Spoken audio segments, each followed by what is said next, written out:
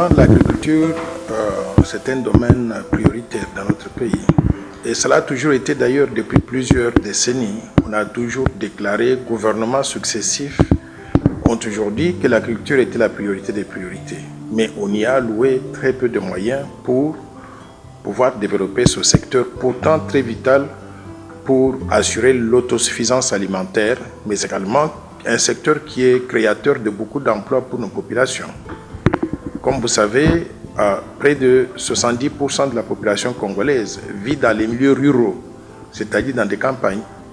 Et dans ces campagnes, la seule activité qu'il y a, c'est l'agriculture, l'élevage et la pêche. Donc si on arrive à développer ces secteurs, on va non seulement créer des emplois pour ces 70% de la population qui vivent donc dans ces milieux-là, mais surtout on pourra produire suffisamment pour nourrir toute la population congolaise et même générer un excédent qui peut être exporté vers des pays extérieurs et gagner des devises qui peuvent venir renflouer le matelas de devises de notre pays et participer à ce que j'appelle le renforcement de la monnaie nationale.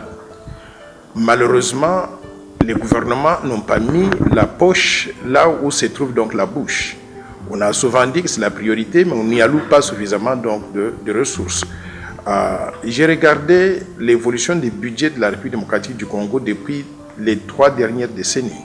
Et on trouve que les allocations au domaine de l'agriculture évoluent entre 3% et 10% des ressources budgétaires. Ce n'est pas suffisant. Alors maintenant, comment est-ce qu'on peut organiser les financements dans ce secteur-là? Dans le cadre du plan Marshall de Noël Tchani pour la reconstruction et le développement de la RDC que j'ai rédigé, j'avais pensé qu'on pouvait organiser les financements de la façon suivante. D'abord, le gouvernement peut travailler avec les secteurs bancaires commerciaux existants. Les banques commerciales, même si elles sont toutes étrangères, le gouvernement peut travailler avec ces banques-là en donnant ce que j'appelle des garanties de remboursement des prêts qui seraient alloués par les banques commerciales aux producteurs, aux agriculteurs. Mais cette solution qui est dans beaucoup de pays la plus facile à réaliser trouverait beaucoup de difficultés dans notre pays à se mettre en place correctement. Pourquoi? Parce que notre gouvernement lui-même n'est pas crédible par rapport au secteur bancaire. Le secteur bancaire ne veut pas prendre de risques sur l'État congolais. Donc même si l'État congolais donne ses garanties aux banques commerciales pour pouvoir rembourser les prêts que ces banques commerciales auraient fait aux producteurs, ces banques commerciales vont évaluer est-ce que le gouvernement sera à mesure de pouvoir rembourser les prêts effectivement. Il se pose un problème, pourquoi? Parce que nos ressources budgétaires sont très limitées. Deuxième mécanisme qui peut être utilisé, c'est faire recours à ce qu'on appelle le secteur de la microfinance. La microfinance, il y a des petites institutions de microfinance qui sont souvent d'ailleurs soutenues par des bailleurs de fonds ou bien par les organisations non gouvernementales, mais qui font des crédits aux paysans, des petits crédits de 200, 300 $, donc dans des milieux ruraux.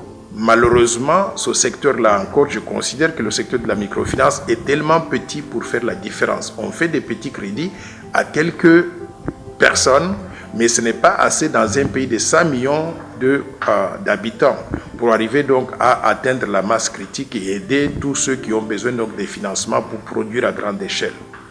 Troisième possibilité, ce serait de mettre en place ce que j'appelle donc des coopératives d'épargne et de crédit. Des coopératives d'épargne et de crédit, ce sont des associations des producteurs eux-mêmes qui se mettent ensemble et qui créent des institutions qui, avec des contributions des membres, peuvent générer suffisamment donc des moyens à prêter aux autres. Mais nous savons aussi que dans notre pays, le problème que nous avons, c'est que les gens n'ont pas de pouvoir d'achat. Donc si on arrive à mettre ensemble les producteurs ou les paysans dans les milieux ruraux, ils sont démunis. Ils n'ont pas donc d'argent pour arriver à contribuer dans ces coopératives d'épargne et de crédit et créer des institutions donc fiables. Troisième possibilité que moi je vois et que j'ai dû expérimenter dans d'autres pays, ce serait que l'État mette en place ce que j'appelle une banque nationale pour le développement de l'agriculture. Nous avons une banque similaire ici, mais notre banque pour le financement de l'agriculture n'a pas la solidité financière qu'il faut. Il faut qu'on puisse repenser la structure de cette banque-là pour lui donner des muscles suffisants, importants, pour qu'elle puisse avoir donc des moyens d'intervention donc pour soutenir les activités de financement agricole. Au Mali, par exemple, moi j'avais aidé à mettre en place une banque qu'on appelle la Banque nationale, la BNDEA, la Banque nationale pour le développement de l'agriculture, donc au Mali, la BNDEA. C'est une banque qui a été mise en place par l'État avec des actionnaires qui sont des bailleurs de fonds. L'Agence française de développement, et le KfW, donc les Allemands, on peut trouver des Canadiens, on peut trouver des Japonais, mettre ensemble des ressources avec tous ces bailleurs de fonds, faire une véritable banque pour le financement donc, de l'agriculture. Et cette banque-là, on peut mettre dans le conseil d'administration des bailleurs de fonds pour s'assurer que les ressources sont utilisées correctement et qu'il n'y a pas de détournement de fonds par nous, les Congolais, parce que nous sommes aussi notre propre problème.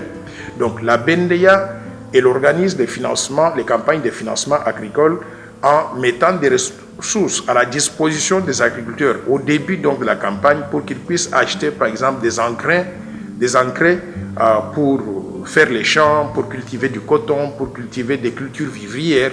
Et une fois que ces agriculteurs ont reçu des préfinancements, après la production, il y a une compagnie qui récolte toutes les productions agricoles, qui remet des jetons aux producteurs, chacun en fonction de ce qu'il avait produit, des quantités qu'il vend, et la compagnie donc de commercialisation va vendre ses produits soit au Mali, soit dans la CEDEAO ou dans d'autres pays africains, ou même exporter donc vers les pays européens. Et une fois qu'on a récolté donc de recettes de vente, on rembourse les producteurs qui à leur tour aussi donc remboursent la banque qui avait financé la campagne avec des engrais ou bien avec des semences.